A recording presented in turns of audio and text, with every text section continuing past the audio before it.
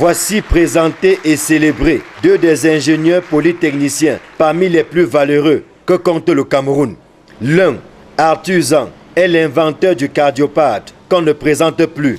Le deuxième, Gingoumou, est avec d'autres ingénieurs de haut vol sur un projet ambitieux de création d'un appareil qui permettra de détecter précocement la surdité du nouveau-né. Je suis actuellement en thèse de doctorat à Polytechnique et dans le cadre de cette thèse qui est achevée, nous avons mis au point avec une équipe, n'est-ce pas, encadrée par le professeur Commartin et encadrée par le docteur Evé, un équipement qui permet de dépister la surdité néonatale dès le bas âge. On pourra, n'est-ce pas, donner des soins appropriés à l'enfant.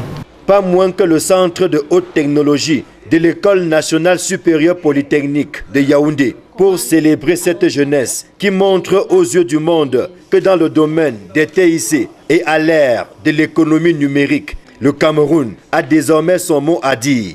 Dans ce centre se trouvent des équipements de dernière génération nécessaires à la formation des ingénieurs en robotique, automation industrielle. L'esprit, c'est que nous voulons que le Cameroun soit capable de prendre en main son destin technologique. Ce que vous avez vu aujourd'hui, c'est que nous enseignons aux étudiants, par exemple la mécatronique, la rencontre entre la mécanique et l'électronique, la robotique, appliquer la vision, comment faire le contrôle de qualité avec la vision, les systèmes de production automatisés, le système de maintenance assisté par ordinateur, la conception 3D. Tout ce que vous avez vu ne prépare qu'à un seul but, fabriquer quelque chose, aider l'industrie camerounaise à émerger.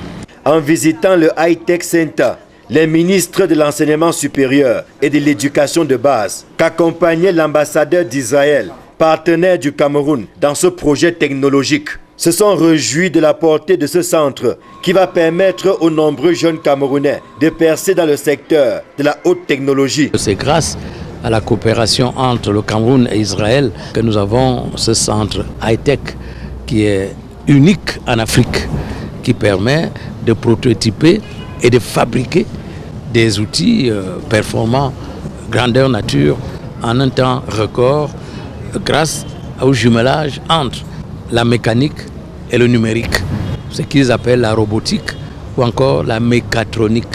We hope very soon, à terme, et avec le gouvernement camerounais, il sera également créé une école de formation professionnelle en high-tech pour enseigner dès le bas âge les jeunes Camerounais sur la haute technologie.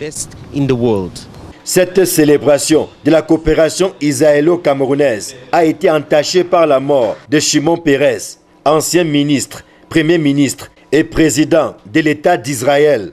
Une icône dont le ministre de l'Enseignement supérieur a dit garder un bon souvenir. Lui qui a visité le Cameroun il y a 30 ans, en 1986, en pleine catastrophe du Largnos.